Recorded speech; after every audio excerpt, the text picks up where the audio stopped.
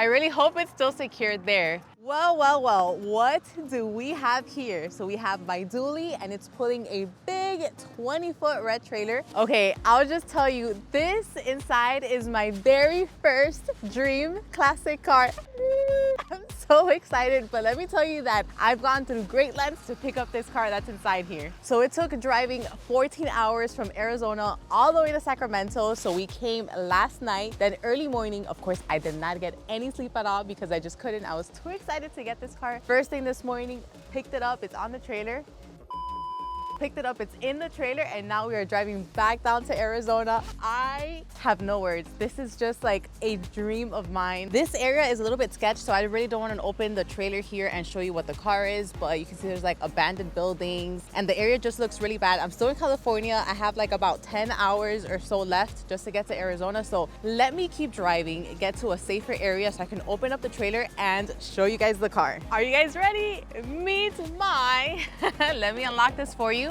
But this is a much better area, feels a bit safer, so I can show you guys here. And also it's a better weather. It's not as windy. Yeah, I don't think it's windy at all. It's not raining. Are you guys ready? I really hope it's still secured there. The good thing about this is that the gentleman that I bought this from helped strap it on. Here it is. This is my 1969 Ford Mustang. Now my Shelby has a much older sibling. I don't know the name of this car yet, so just an older sibling, 49 years older. So just to round up, let's just say 50 years.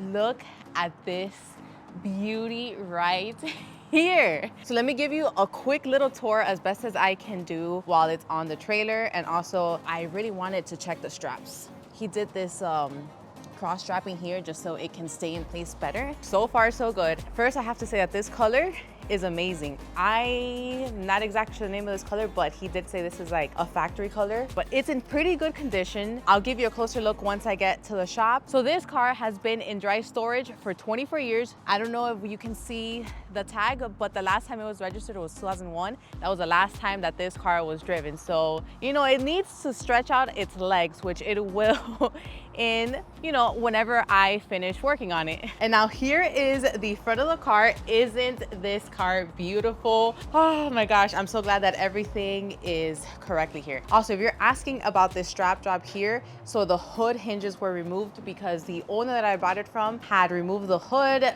and he had the hood hanging on his garage for like a few years because he thought he was gonna work on it again, but he just didn't, and then he just decided to sell it. But I am now the third owner. The person that I bought it from, he was the second owner, and he had bought this car from the original owner. So just 3 owners here. This is my new baby, and again, the Shelby's older sibling that has to be respected. Respect your elders, because this car, not this exact car, but you get it, started it off. We've made it safely to the shop. The Mustang is now in Phoenix. I feel so relieved that everything went by so well, but my excitement has just gone away because my exhaustion is here. I haven't slept in so long, but now I will go to sleep today like a baby, knowing that my baby is now here safe. So I'll leave the Mustang to it. He has a few new friends that he's probably not familiar with. I'll let the Mustang and the Shelby figure it out, get up to date, but I definitely feel that the Mustang is probably a little bit intimidated with the Viper. Like, what year are we on? What is this Can-Am looking thing? The Camry is probably like, damn, I got you. Camaro's like, wow, you look old. It's the next day. I am well rested, and I also did a little bit of reorganizing here. I have my Shelby, I have the Can-Am that's under the lift because I have too many things to do right now. I honestly don't think I'm gonna drive it probably until like later on in the fall when it gets cold. I have my Camry up on the lift because it's still waiting for the engine. I have my Viper, and I have my Camaro. I had to make some room for my 69 Mustang and for my Chevy fans. I know you may not like this, you may not be happy that it's 2 Fords in a row, but there is something else coming that I am sure you guys will love, but you're gonna have to stay tuned because that will be out next Saturday and you guys will know what that is. Now we can have a better look at it now that it's out of the trailer, and I can give you a rough 360 around the car. First, I have to say that I really like this paint color. The car has been repainted. That's what the previous owner said. So that's why you kind of see these inconsistencies with the gloss and also mirrors. You know, it kind of reminds me of the Camry paint, but in much better condition. And I really like this color. So when I repaint it, I do plan on keeping it. Now these wheels are obviously not OEM, but you know what? I kind of like it. I can't promise that they're gonna stay on this car once I'm finished with restoring it, but you know, I'm not mad about them. So first, let me tell you that some of you guys obviously know this. I didn't know this, but when looking in the weeks coming to looking for this Mustang and just finding a classic car, it's like a project within itself because you have to know what to look for. So the main things that I was on the search for was for it not to have rust. That was my very big thing. And then the second thing was for it not to be like this huge project, like mainly not buying a shell, because what do I know about that? I would have no idea what to start off with. And I also wanted a car that I can drive, which we'll talk about that in a little bit. But to be honest, I don't really know much about this car. This is a whole new world for me, but I was just mainly focused on those specific things to know that I'm getting, okay, this is something that I can deal with and I can work with. Moving here to the rear, you can see that this body is in pretty good condition, and this is mainly what I wanted. I didn't want something that was crashed into, which by the way, it has a clean title. It's never been crashed. The only thing here that really bothers me is this U, but that's just a little minor issue. The condition that this Mustang is in is the exact condition that I was looking for. So once I found this, I knew I had to act fast because these cars, they go by really quick. It's like you have to make your decision, like you're buying it now, or if not, it's gone, it's sold. Because I feel like this is not in perfect condition. It's not in the worst condition. It is like right in between. I'd say it's like a project plus condition. So that means I felt like, you know what, I can handle this car, I can handle this project, I can take things apart and then put them back together because I know where they belong, I know where they are. It's not like this whole mission of trying to figure out what am I doing right now. I was a little bit worried driving all the way from Phoenix to Northern California, Sacramento for this car that I've never seen in person before. I'm only going judged on the pictures, on the videos with the seller, and assuming that the seller is being honest. But I was just thinking, what if I drive all the way up there and this car isn't what it is? What if it has Bondo? What if it just has things that he didn't mention? I was so lucky that that wasn't the case. It was exactly what I saw online. It was exactly what it is. And the seller was also very honest, which is apparently not common from what I was looking on Facebook Marketplace. There's people like, don't ask for any more questions, don't ask for any more pictures, firm.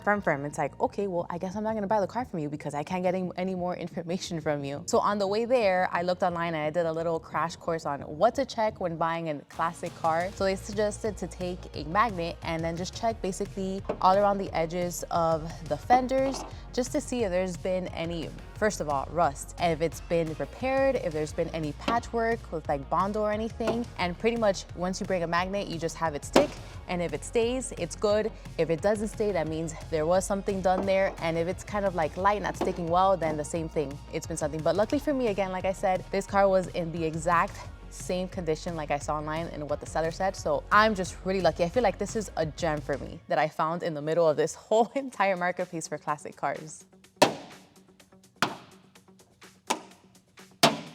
So now let's move on to the interior. I must warn you, the interior does look a lot worse than the exterior, but overall, it's still like in not so bad of a condition. The door panels, obviously it needs some work, they need to get replaced. And the front seat, the driver's seat being the worst one. The passenger seat does need a little bit of work. There's nothing wrong with the rear seats, which is amazing.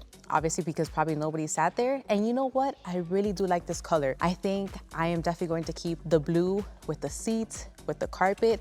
I love how it matches the exterior paint. The headliner is in great condition. I know that this is something else that you really had to look for when searching for a classic car because I know that it's a pain to deal with. Other than an area all the way over there that's just a little bit loose, but other than that, it's great. Now the floor panels, I don't know, I'm assuming there's nothing wrong with it, but I guess we'll find out once I tear apart all of this carpet. This carpet has seen better days for sure, but other than that, that's it for the interior. I know it looks bad, but it needs work, but not that much work. At least that's what I think. Now let's get to the good part. Let's show you the heart of the Mustang, the engine, which I know is what you guys have been dying to look at. But first, let me warn you, it is a 6-cylinder. I'm kidding. This is a 302, which again, that was another one of my requirements when looking for the Mustang that I wanted to purchase. I wanted it to be a V8. So this is the original engine. And the only thing that I know that the previous owner did to it is that he switched out the carburetor. It looks like he also switched out the distributor because that looks new, and also the solenoid. Other than that, I mean, this is pretty much how it came, and this engine hasn't turned on for 24 years. Something else you guys might be wondering is, why has this Mustang been sitting there for 24 years and it hasn't been turned on since then? It's because the original owner that had this car, he unfortunately ended up having some health issues, and ever since then, he just didn't get back to it. He just didn't work on it, and then he just had it sitting there for a very long time, years. He thought he eventually would get back to working on it, but he just didn't. So in the meantime, I guess it kind of like traveled in between places, but it ended up staying at his brother-in-law's garage, which is exactly where I picked it up from. And ever since then, at 24 years later, he decided to list it because he just thought, you know, I just can't work on it. And that's where I came in. So now it's my turn to revive this 69 Mustang. Okay, that's it. Thank you for coming with me on this journey to pick up my new dream car, my classic Mustang, and giving you a little quick run through of it. In the future videos, we'll go into like a deep dive and see what's wrong with it and what I want to do with it. But next video, my Chevy fans, I'm warning you, you will want to tune in next Saturday because there is something coming for you and you definitely do not want to miss it. I am very, very excited, looking forward to that. So I'll see you guys then.